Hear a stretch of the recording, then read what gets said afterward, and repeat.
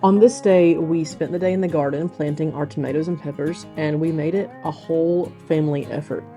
Mom and I started, and then of course we've got our helpers. We really wanted to make sure we got the kids involved, especially the younger ones, even if that means it's a little extra mess and a lot of extra patience. So when you garden with young kids like this, there's not always something they can do. You have to create a job for them. Their little hands aren't ready for delicate planting and being careful with the little seedlings, but they can carry trays, hand out tools, scoop dirt, pat the dirt in. There's all kinds of things that they can do. We don't want to leave them out of it and just have them watching from the sidelines. So we made up a system and we showed them on the first few, and then we got it down pretty good. So Seth would go down the line and dig our holes in the right spots with the right spacing. And then Malia would dump in 1 solo cupful of gardening soil. And then Finn would put in 1 spoonful of our fertilizer that we're using. And then one of them, they would just take turns putting 1 scoop of water over it. And Zeke, he's 6. He was being careful enough that he was able to put the plants in the ground and then kind of pat the dirt around it. So we had this whole little assembly line going down through there. And I thought it was nice because I didn't have to do all the bending over and hurt my back and all that because the kids were doing it. As we get to the end of this first row here, you'll notice when we move to the second row that we made our garden rows very, very wide. And that might seem a little bit crazy to you because most people want to fit in as many plants as they can. But this is not an accident. This is to leave enough room for Dad's tractor to drive down through the aisles. So after his stroke a few years ago, he wasn't able to get out in the garden, but now he wants to be the garden boss and he can get on his tractor and drive around and operate the tractor. So this is his way to stay involved and be a part of the garden and spend time with us. And that's really what it's all about, right? So for our peppers, we spaced them out about 18 inches, but on each row we put 2 rows of peppers. So down this row, we have kind of a left hand and a right hand row of peppers, and they're offset. So even though they're 18 inches apart, there will be 1 on the right, and then about 8 or 9 inches down, there will be 1 on the left. And then 8 or 9 inches down, 1 on the right. So it kind of zigzagged them down through there. And that should give us plenty of space where they can breathe. It'll force them to kind of grow up taller instead of spreading out. And it'll just help us get a few more peppers in because we are doing such wide pathways for the tractor. We try to squeeze in a few more peppers that way. Now, if you remember our garden plan and our silly drawing that Mom and I did with very little artistic skills, then you'll remember that we're only going to plant half of this first row, and then that second half, sort of that back corner, is going to be our squash and zucchini area. So we're only going to go about halfway down the garden and then move to our second row. And this first row is our sweet peppers, and then we're going to do several rows of tomatoes, and then we'll have our spicy peppers up at the top edge of the garden. And that's just to keep plenty of space between the spicy and sweet peppers, because if they cross-pollinate, all of your peppers will end up spicy. So hopefully our tomatoes in between will give plenty of barrier to stop that from happening. So this first row is all of our sweet peppers, and we did a bunch of different sweet peppers. We did some bell peppers, some lunchbox peppers, some sweet banana peppers, and there were several others, but I don't remember exactly what they were called. So here you see us using this very, very specific and precise and technical measuring device. It's just an old 1x4 that happened to be the exact width that we needed. We pulled that out of the junk pile. And then to help Seth space out the tomatoes, in a few minutes you're going to see me go and pull out a T-post. Oh, there it is. It's on the ground already.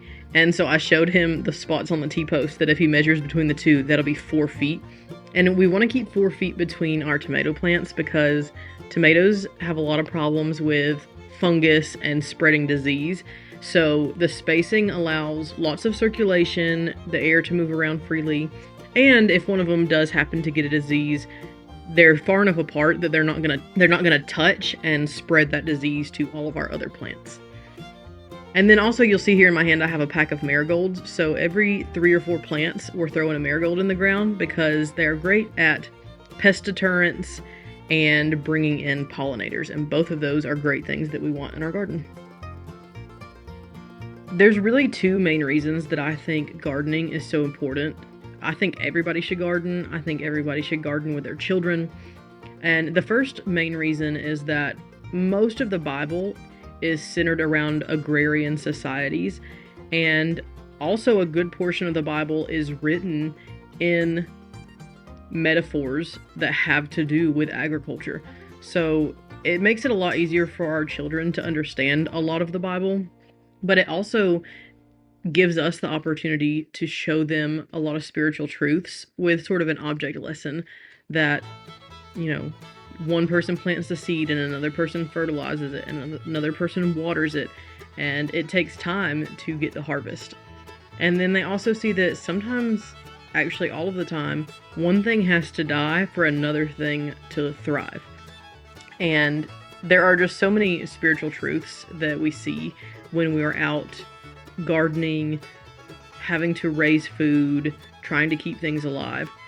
And then the second reason is just hard work, knowing how to grab a hold of a shovel and dig, even when it's hot, when it's sweaty, when your back hurts, when you want to go in for a drink of water, that we're all going to stick with it, we're going to work together, and we're all going to work hard.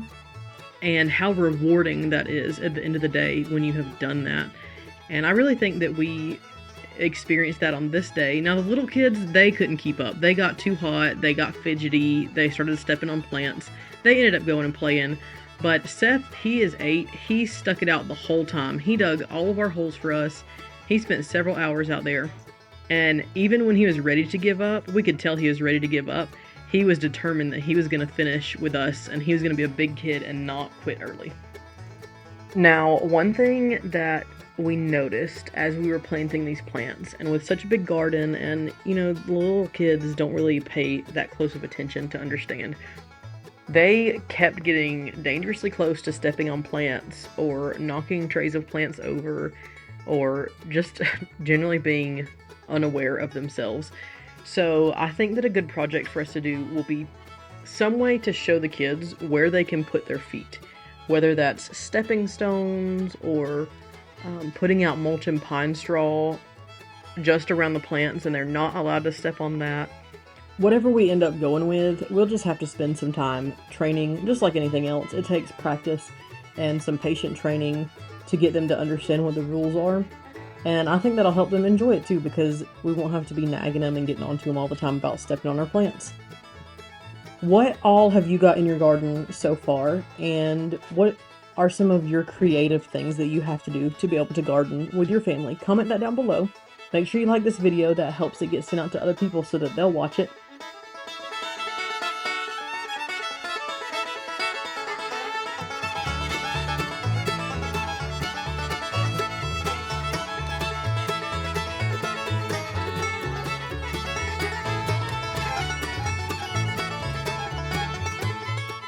So I'm going to cut this video off a little bit early because I thought my phone was on a time lapse and had plenty of battery to get through that. But it was actually on regular video, and I feel like it ran my battery down super fast. So somewhere at the end of this second row, my footage stops, and I don't have the second half of our planting day. So sorry you missed that. I know everyone is so incredibly disappointed. Next time I will be more prepared. Thank you for joining us today, and I look forward to hearing about your garden in the comment section down below.